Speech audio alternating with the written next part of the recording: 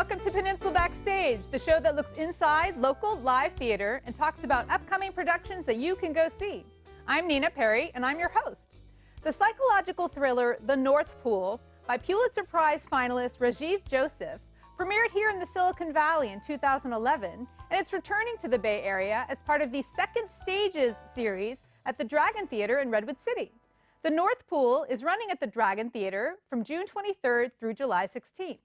Today on Peninsula Backstage, we'll be talking with Jacqueline Montelato, who is the director and co-producer of The North Pool, Salim Razawi, who is the co-producer and the actor playing the role of Kadim, and Edward Hightower, who's playing the role of Dr. Danielson. So Edward and Salim and Jacqueline, Jackie, welcome to Peninsula Backstage. Thank you for being here. Thank you for having us. It's delightful. All right, great. So The North Pool won the 2011 Glickman Award for the best play to make its world premiere here in the Bay Area. Without giving too much away, what can you tell us about the play? Well, the play is two characters, and we have Kadim and Dr. Danielson, and we have a Middle Eastern student brought into the vice principal's office because of some suspicious circumstances, and the footing keeps changing, and you never quite know what's going on, and you don't know what's coming around the corner, and it's one surprise after another. Okay. So the whole play takes place in the office. Okay. Yeah. Okay. Very nice. Great. What is the significance of the play's title? Or is that a spoiler? If it's a spoiler, we won't talk about it. It's a significant part of the school. All right. Yes. Okay. Good. All right. People have to come see the show. Yeah. All right. Great. So, do you think? So some of the issues that come up, you mentioned that the student is a Middle Eastern student. Yes. So there's probably some issues related to that. Yes. Do you think the play has the same or more resonance than it did when it premiered in 2011? I think it's in the same vein as when it was premiered, but I think it's magnified with what's going on in our country and around the world, and how Middle Easterns are perceived in our country and by our leadership and by just cultures that aren't Middle Eastern. And I think that's why it's so significant right now, and why one of the reasons why I wanted to do it, and Salim as well. Okay. Yeah, so talk about how you learned about the play and what made you want to produce it and how you guys got together to do that.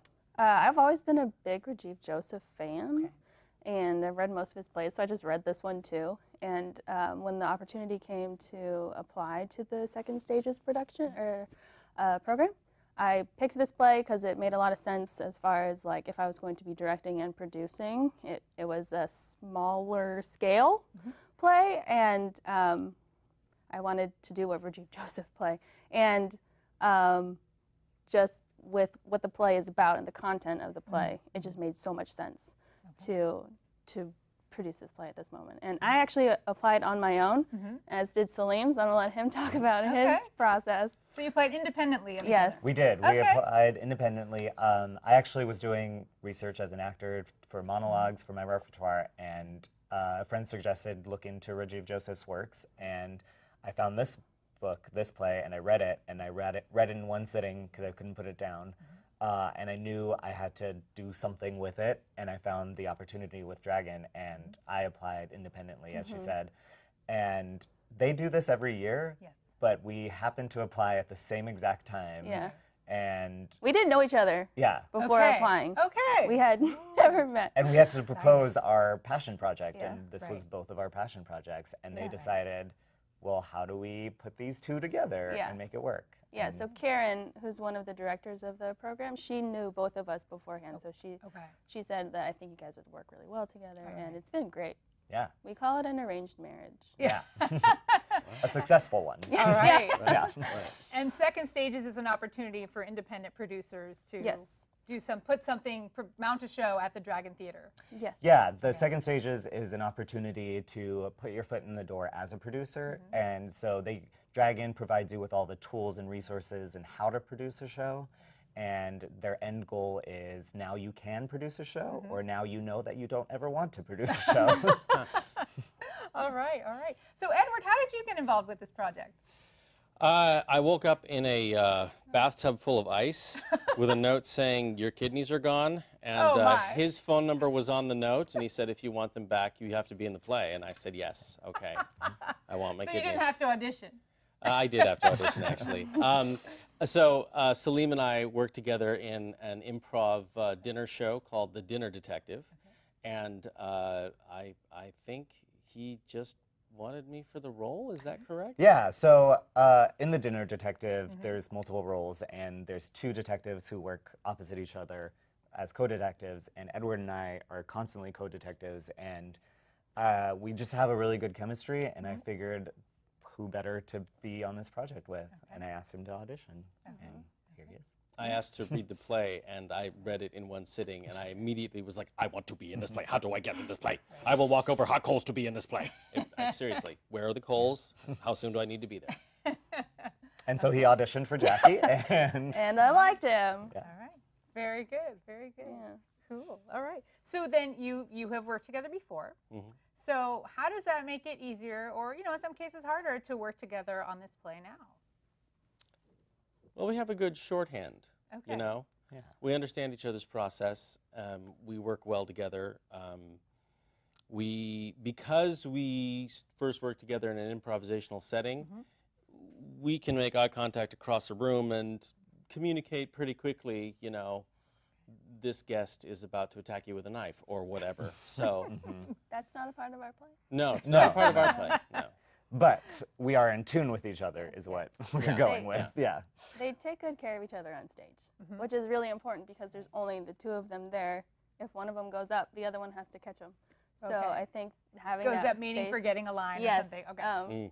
So having that trust Yep. there, I think, is huge. Yes.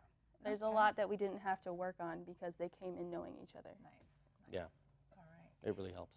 Now, my sense is that, now I haven't read the play, but my sense is that the relationship between the characters is not as congenial. So how is it, being so congenial in real life and having to play characters who are less so? It's not difficult. I mean, I don't know. It's pretty. Is it fun? It is fun. It is a lot of fun. Okay. Yeah, it is fun. Especially, the tension in the scenes is massive, and it's just it's so well written. It is a delight to play. Yeah, I mean, I believe acting is living truthfully in imaginary circumstances, and this play is our imaginary circumstance, and as long as we are living it truthfully, then we are telling the story, right? Right. Yeah. All right. And we mentioned that the whole play takes place in the Dr. Danielson's office. Yes. So are the characters seated the whole time? No. No. Okay. All right. So, but okay. So talk about the sort of constraint of being in that one place and how that enhances dramatic tension or brings out parts of your performances. So yeah, it takes place all in the office, and it takes place in real time. So the show is approximately 90 minutes, and it's after school. Right. And some of the tension moments, there's moments where there's silence and you just hear the sound of a clock, but that just like builds the tension even more. Yeah. It is a little restrictive with two desks or one desk and two chairs, but I think this. Again, the story stands on its own. Yeah. It's a cat and mouse kind of a thing. So Yeah. it's kind of interesting that they can't leave this space because Right. it makes it more. It raises the stakes and it makes the tensions higher, and it's really meaty and delicious. One of the challenges is, I move around generally more than he does, at least right now. I mean, this could change. But I have to avoid walking in the same pattern because it's such a small space. I have to find other places to go. Right. Right. And it can't be random. There has to be a reason why I'm going there. Yes. Absolutely. Yes. So that's fun. Yeah. Okay. And there's more to the set than just like literally the two chairs. Like there's places for them to go and to find like little places of sanctuary or somewhere to just like gain some energy back after a very intense moment. So it's rather interesting to use an office in an emotional way. Yeah. Right. All right. Well, speaking of sets, we're going to excuse our actors in a minute to go on to our little set because we're going to see them perform together, get a sense of their onstage chemistry. But instead of seeing a scene from the play, we're actually going to see some improvisation. You guys have talked about that already. Also known as improv. So this is an unscripted form of theater where things are made up on the spot. Yes. So talk about how the improv just sort of rears its head sometimes in rehearsal. Well, as I said, there's the two of them. That's it. That's all they've got. And if one of them temporarily forgets their line, the other one, they just start going off, and the other one will like give them a hint as to what their line should be, or they'll just kind of take the circumstance and run with it. It's rather entertaining in rehearsal. I'll have to bring them back to real life, but yes, and so they're naturals. All right. So guys, go get set on our stage, and Jackie, you're going to set the scene for us here. All right. So we are at the Natural History Museum. Okay. Which one? In New York. Okay. And we'll have Edward be a dinosaur. We'll give you a T-Rex, yeah? And then... So one of the display dinosaurs? Yes. Okay. And then Slim, you're a chicken. All right. A display chicken. Or a real chicken. Okay, we'll let him Real make chicken that. wanders in to hang out with the T-Rex. Great. Let's watch.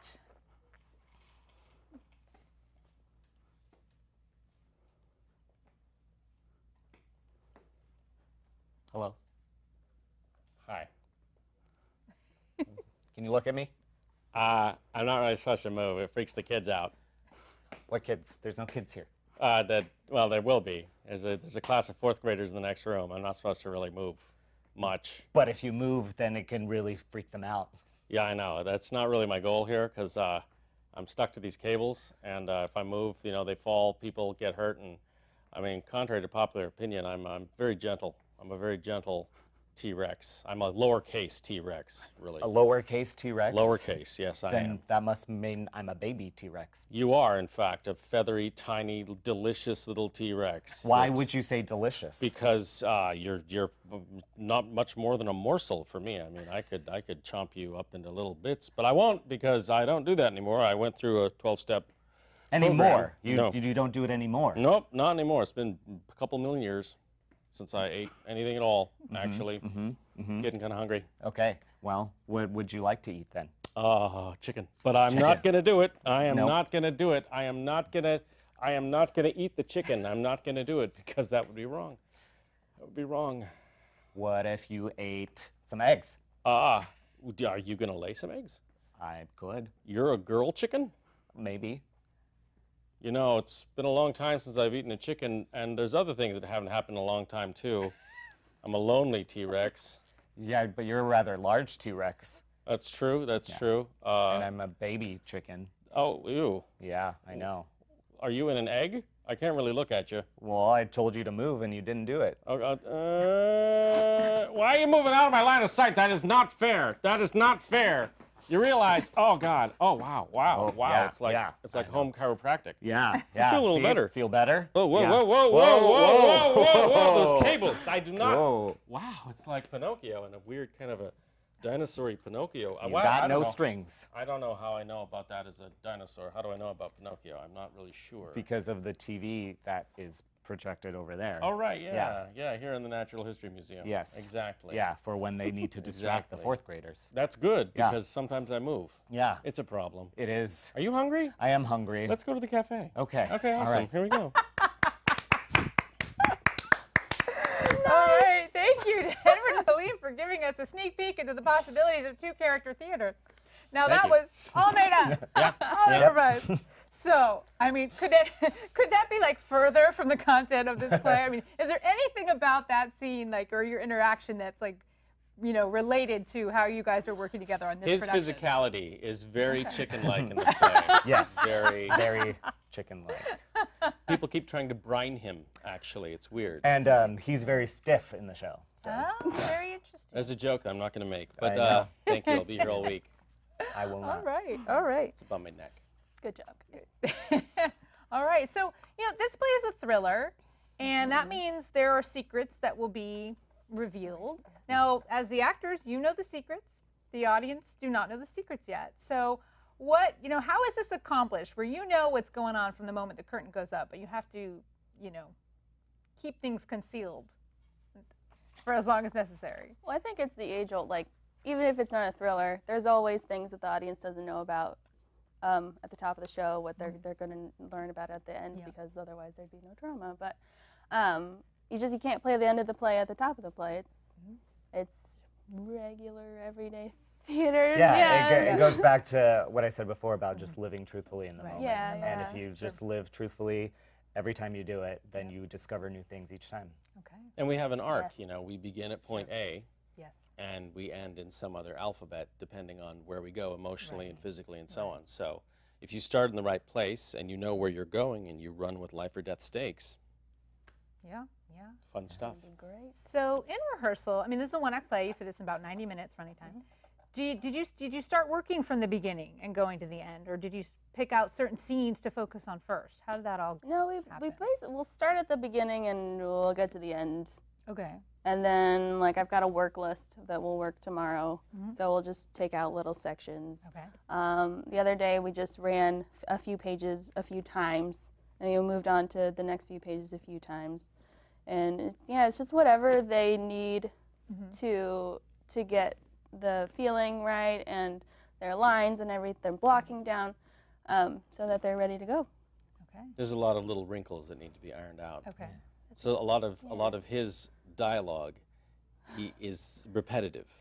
Okay. Similar words are used frequently, and if it's the word, I don't know, crocodile, which does not occur in the script, but if it's crocodile and that could lead anywhere, we have to make sure we know which crocodile it is. Right. Because they're all of his cue lines. Yes. And it has to be in the right moment at the right time. Yeah. Okay.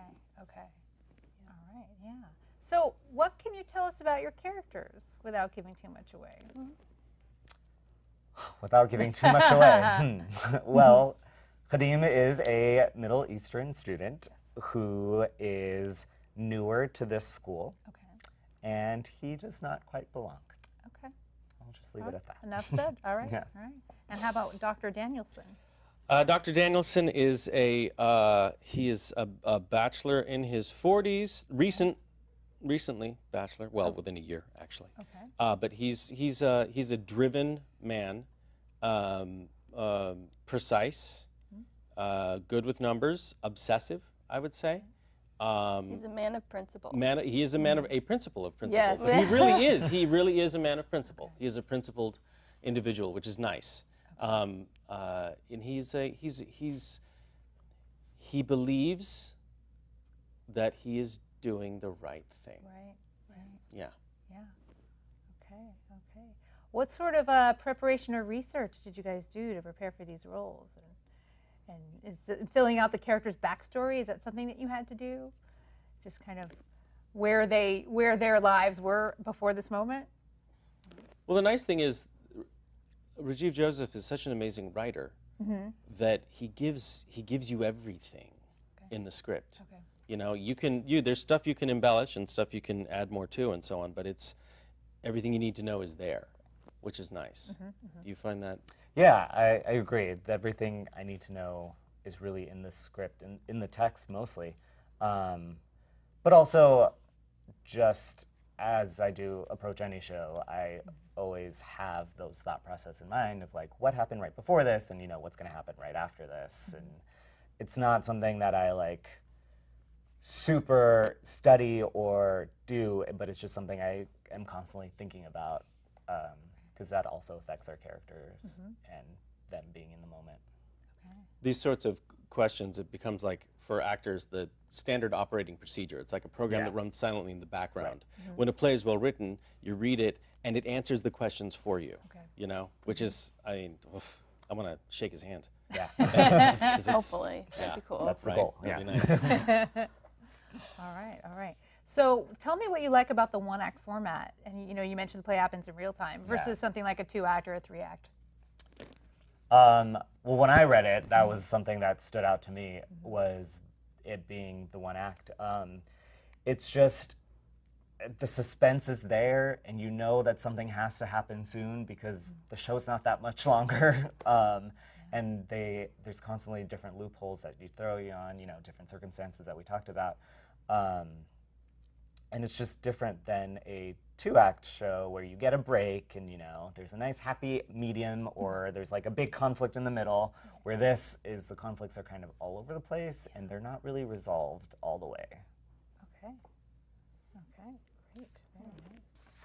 So, Edward, you have also been a director on other projects. How does your experience with directing inform your acting? Well,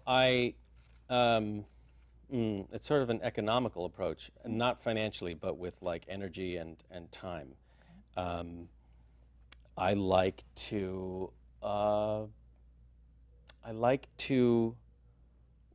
approach things backwards as a director and as an actor. Okay. I start memorizing from the back, moving forwards, and when I direct, I start at the end. So let's say with a play like this, which is broken up sort of in half, in a way, I would break it into beats. That's what I'm doing right now, and I'm I memorize the final beat, and then the one before that all the way to the end, and then starting the third and all the way to the end, so that every time I'm working on it, I'm going all the way through to the end. And I do the same thing when I'm directing. I start, let's say if it's a longer play, I'd start with scenes, stage scene 10, then stage scene 9, and run it all the way to the end of scene 10. And the reason I do that is so that the actors always know where they're going and learn their lines faster. And it's something I learned in a actor crisis in college. My speech teacher took me aside and said, Edward, this is the way to learn your lines quickly so that you don't ever do that again. Annie Thompson, wherever you are, thank you. Thank you, Annie. Okay. So let's see. What has been, what has been the most fun about rehearsing for this show? Oh, gosh. Or one of the most fun things, if you can't, pick one. The laughing. Yeah. When things go awry. All right. It's a nice room. I really like unfolding the characters and the story and the circumstances and like seeing the possibilities of what this beat could mean, or if we did it, if we took the tactic for Danielson in this way, how does that change his character? Like just the possibilities of, yes, we have these wonderful words that Rajiv Joseph gave us, but like all the things we could do with them it's pretty like, it's like endless on one hand, but then on the other hand, you have to stick to the story and what makes sense. But there have been a couple of times where I'm like, guys, what if we did this? And they're just like, Jackie, no. And I'm like, but no, let's do it, let's try it. And they do, they try it. And do you end up keeping things? Yeah. Okay. Sometimes. Great. But that's what rehearsal is for, is to discover Okay. what we should do with the words that we have. Okay. And as actors, do you come up with ideas also as to how to change something or tweak something? Oh yeah. Yeah. And sometimes it just happens. Like if we were supposed to go to point A, and we forget it for whatever reason, and it ends up being something else, it can either be incredibly useful, or it illustrates exactly why we should be going to point A physically on the stage, because and it's helpful. Serendipity really is lovely. Yeah. Okay. That's what rehearsal's all about. Great. Yeah. All right. So let's talk a little bit more about producing before we wrap up. So what are the responsibilities of a producer? And Edward, you've produced on other projects as well. So how do you start? I think the two main things producers do is get the money and get the people in the room. Yeah. And that is about it. Yeah. Which takes it's really difficult sometimes. It's like a puzzle piece, Dragon provides a base amount for the producers, and it's not a big amount. So with a project that you have, so you either fundraise or you try to make that work. And so we fundraised, and we took that money as well, and then we had to create like a budget. Right. So we had to finagle the budget multiple times to see what works best. And then we had to get the people in the room, to hire all of our artistic designers. That was actually a really cool part, because we did get to choose, handpicked who we worked with. So we have all people that like, mostly Salim knows, in the room. Okay. And so there's a history there as well. So it's really nice to have like all these people who've worked together before. We don't have to establish that initial like, how do you operate? How do I operate? Because it's there already. That's right. Very beneficial. Very nice. It's also sometimes as a producer, you just have to walk into some place where you have no idea if they are going to give you what you need, or if they'll have what you need, and tell them what you're doing and why you're doing it, and ask for that thing for free, whatever it happens to be. Always ask for it for free first. Right. Whether it's space at a library to hold an audition, or whether it's, an antique cast iron stove in exchange for an ad in the program for free, you know, very nice. stuff like that. There's a lot of schmoozing and a lot of VIP seats. Yeah, Yeah. yeah. Seriously, All right, all right. we have those. Yeah, we do. Special thanks in the program. And was the fundraising done online with like crowdfunding, you know? Yeah, Okay. we did a crowdfunding called Plum Fund, and we were able to reach a little over $1,000. Oh, great. Great, great, great. Okay. Wow, fabulous. So if there is one word that you would use to describe this play such that, you know, you want people to come see it, what would it be? Oh, dear. One word. Okay, wow. a phrase. I have one. Okay. Riveting. Okay. Riveting. Yeah. Good. Informative? Informative? Okay. I don't know. That's how I think. Thriller. Yeah. Yeah, good. Very good. Oh, that's so exciting. All right, well, we're wrapping up, so we're going to recap for our viewers that the North Pool is running at the Dragon Theater in Redwood City from June 23rd through July 16th, and it's by Pulitzer Prize finalist Rajiv Joseph, and the show is being produced by Jackie Montelato and Salim Razawi, and Edward is playing the role of Dr. Danielson. So can you tell our viewers where they can go online to get more information about the show? They can find more information at www.dragonproductions.net. Okay, dragonproductions.net, very good. Peninsula Backstage, we're online also. We're on Facebook at facebook.com/peninsula-backstage. Like our page if you're interested in getting updates when new episodes become available for viewing online and on the air. And I'd like to thank my guests again, Jackie Montelato, co-producer and director, Salim Razawi, co-producer and actor playing the role of Kadeem, and Edward Hightower, who's playing the role of Dr. Danielson. Thank you for being on our show today to talk about this play that promises to be an intense, exciting night of theater. Thank you thanks so for having much. us. Yeah, Thank you you're so welcome. much. Real fun. Yes, good. And I would also like to thank our viewers. We appreciate you watching this episode of Peninsula Backstage. And you should remember to go out and support local live theater. Thank you.